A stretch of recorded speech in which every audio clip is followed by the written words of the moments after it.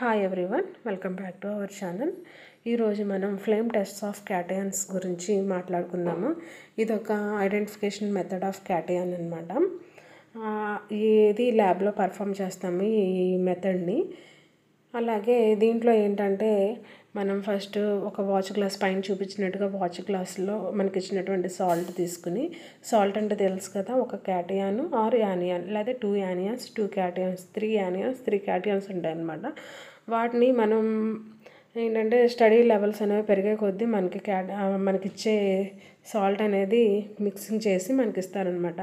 మనం ఏదైనా క్యాటయాన్ మనకి ఇచ్చినటువంటి సాల్ట్లో ఉన్న క్యాటయాన్ని ఐడెంటిఫై చేయగలగడానికి ఈ ఫ్లేమ్ టెస్ట్ అనేది ఉపయోగపడుతుంది. ఈ ఫ్లేమ్ టెస్ట్ కూడా మనం ఎందుకు చేస్తామంటే during flame test due to the heating of atoms of the sample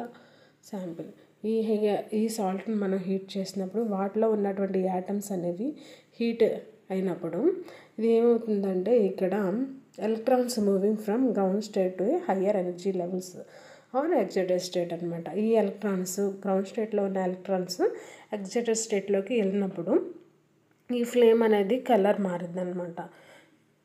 మారుతుంది. చూస్తున్నారు కదా, మనం ఒక తీసుకుని ఫస్ట్ ఒక సాల్ట్ని తీసుకుని దాంట్లో కాన్సన్ట్రేటెడ్ హైడ్రోక్లోరిక్ యాసిడ్ని కలిపినప్పుడు 2-3 డ్రాప్స్ ఆఫ్ కాన్సన్ట్రేటెడ్ హైడ్రోక్లోరిక్ యాసిడ్ని వేస్తారనమాట.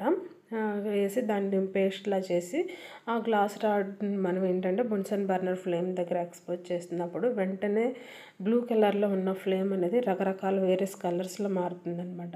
లిథియం అయితే కనుక రెడ్ కలర్లో, అలాగే సోడియం అయితే కనుక చూస్తున్నారు కదా ఫ్లేమ్ కలర్స్, సోడియం అయితే కనుక పర్సిస్టెంట్ ఆరెంజ్ కలర్, పొటాషియం అయితే కనుక lilac, calcium orange red, strontium red colour, barium pale green colour, copper blue colour, iron gold colour, magnesium bright white కలర్లో ఇలా రకరకాల క్యాటయాన్స్ అనేది ఒక్కొక్క కలర్ని ఎగ్జిబిట్ చేస్తాయి అనమాట.